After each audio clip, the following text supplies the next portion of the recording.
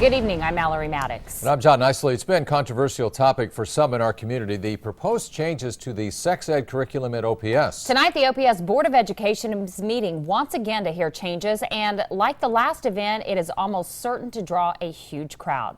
Aaron, what will be happening tonight, and how many people are they actually expecting? Well, John and Mallory, they told us earlier that they're expecting the same kind of number as last time, which could be over 1,000. I'm going to give you a quick look inside. We are nowhere near that number yet, but still about a half an hour away. Now, the two major changes people will see in that after these forums and all this feedback is that there will be no abortion and no emergency contraceptive on the proposed curriculum. It's a hot topic, a topic parents are vocal about. Changes to the sex ed curriculum.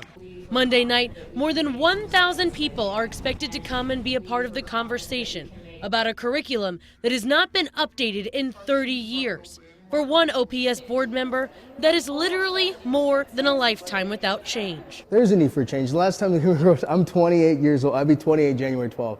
And the curriculum hasn't been updated ever since I've been born. And within 28 years, you've had so many changes just within human growth and development, but you also, within the changes of our society and medication and STDs and the rise of it in our culture. Over the past few months, the district says 1,500 people called via phone and 2,400 online. Of that, Curriculum Assistant Superintendent Dr. Renee Kerberg says 93% of people were supportive of the overall change. The problem?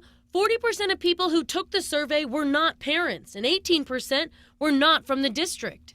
We didn't anticipate that, and the reason we didn't anticipate it is we don't get that in mathematics when we ask for parent community input. We don't get that in science or social studies. Typically, you only get your parents engaging in conversations about curriculum for their own children. So we've certainly had more external groups involved in this process. For Snow, these outside groups getting to have a say is a problem.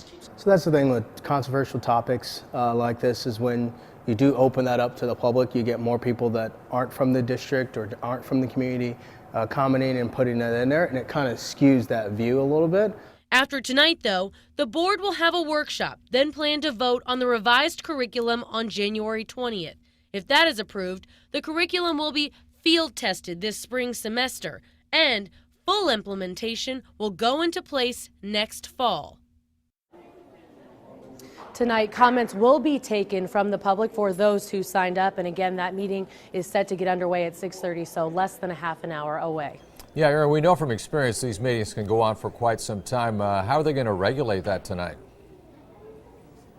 It's going to go by standard procedure here, which normally means for each topic no more than an hour. But again, that can change just depending on the board. So if they want to give them more time, they can. Thank you. That's Aaron Murray reporting live tonight.